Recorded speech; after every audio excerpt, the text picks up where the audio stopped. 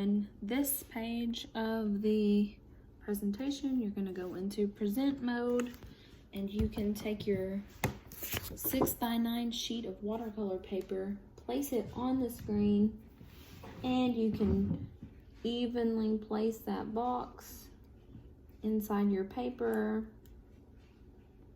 and you can trace the rectangle.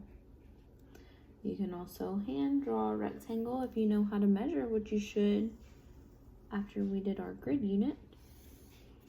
So I've got my rectangle placed, and now I can take a ruler and I can even out those lines with that. This baked potato, but oh no, whatever can I do? That baked potato is too small for the proportions of my paper. Well, I'm going to right click, open it into a new tab. Now I've got this baked potato, and if I still need to make it larger on my paper, which I do, you can click Control and then the plus sign and make it larger on your screen. Position it where you want to on your screen, where you can see the whole thing.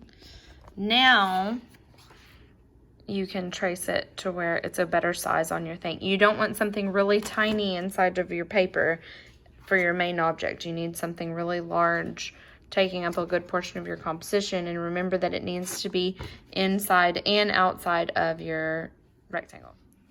So while tracing the rectangle is okay, I also want to show you how you could just measure. I'm just going to give this a 1-inch border on each side. So all I'm going to do is create 1-inch little tick marks to connect all the way around. And I'm going to put 2 on each side because you need to remember that you need 2 points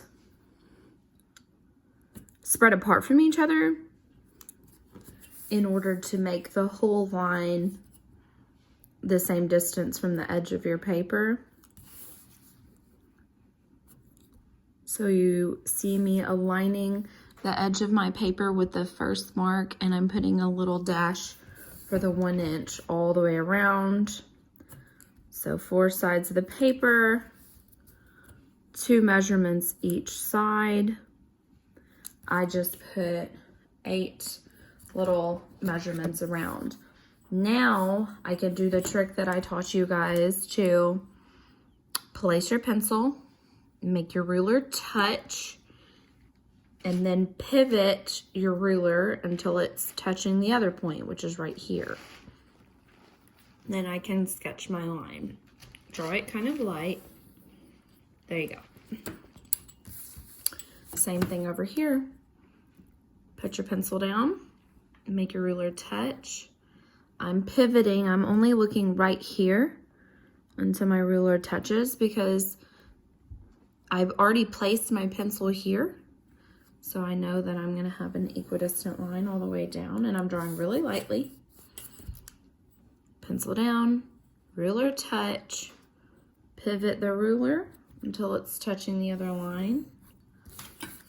And then last one, pencil down on one mark, make the ruler touch, pivot until the next line is just off the edge of the ruler, and then draw your line. Now I have these marks on the inside that I'm going to erase.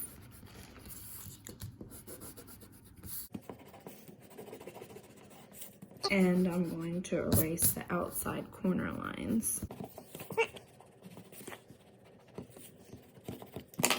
I have measured, and I have a 1-inch border all the way around the edge of my 6x9 watercolor paper. So that means that this is 6 inches minus 1 inch minus 1 inch makes this measurement 4. This is 9 by minus 1 minus another 1, making this 7. So this is a 4 by 7 area here. You're then going to place your object inside, and outside, the one main object. And then you're going to draw supplemental things around it. So I've decided the objects that I want to put into my composition. I'm going to have one main object that is both inside the rectangle and outside of this rectangle.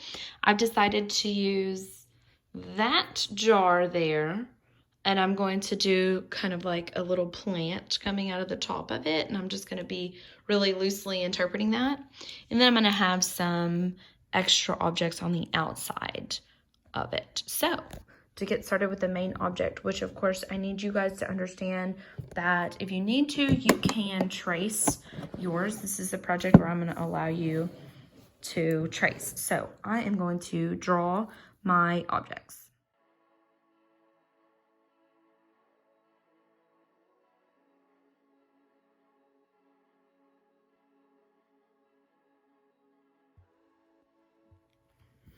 Okay, so the reason we kind of want an odd number of total objects in the piece, just because that's kind of aesthetically pleasing rather than everything being so perfectly evenly spaced and all that kind of stuff. So I've got my main object, and it's very loosely sketched in here, and that's perfectly fine.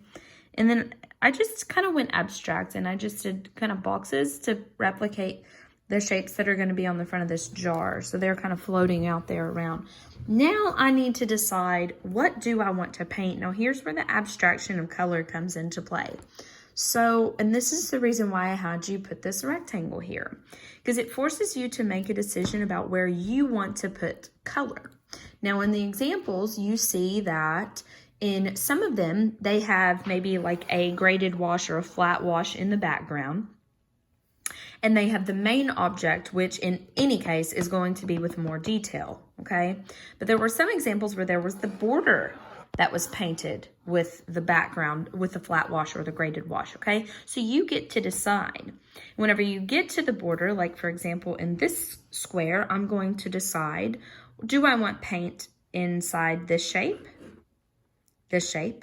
or just outside? And if I want it outside, do I want it in the border or here? So you need to make those decisions about color and think ahead. So I'm gonna have the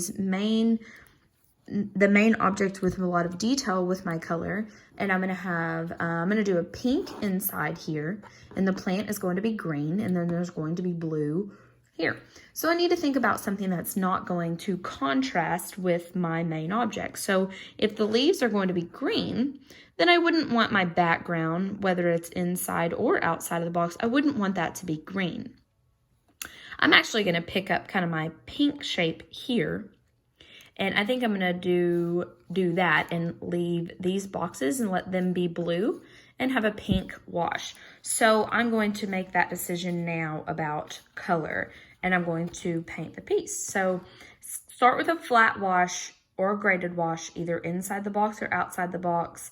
Save the main object.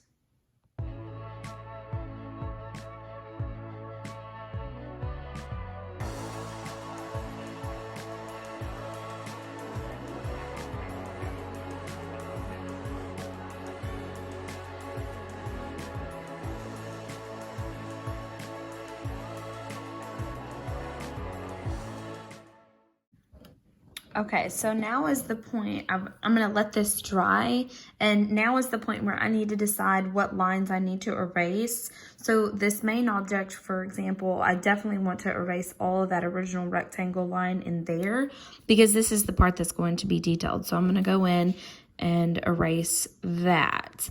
You need to decide this for all of your work. Now, the outside pieces do not have to be painted. They can just be lined, and you can see in some examples in the slides how they can just have ink pen. You have Sharpie or just a regular ink pen that you can use to outline those.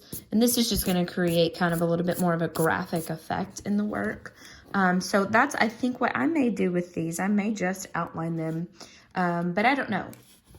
Now that I've erased, now I can paint my main object, and it's going to have a little bit more detail, and I'll show you how in the end we're going to add even more detail with, you can use watercolor pencils or crayons or even regular colored pencils.